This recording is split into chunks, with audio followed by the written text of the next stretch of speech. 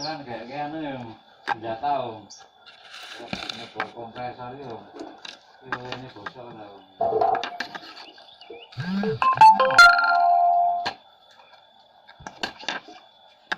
Nah, kulkas nih, ini yang ininya nggak mau nempel nih, kalau dibalik ini nggak mau.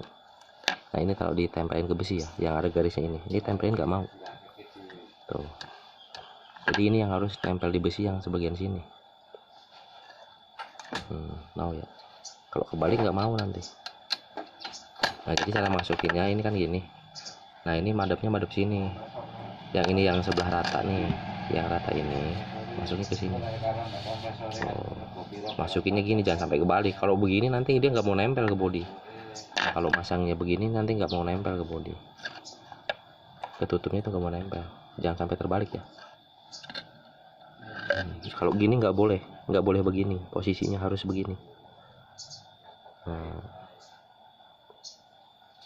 masukin ya. Ini kan yang dapat ke bodi pintunya, bodi kulkasnya.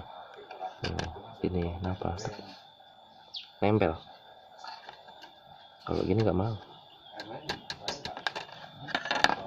Dijual per meter.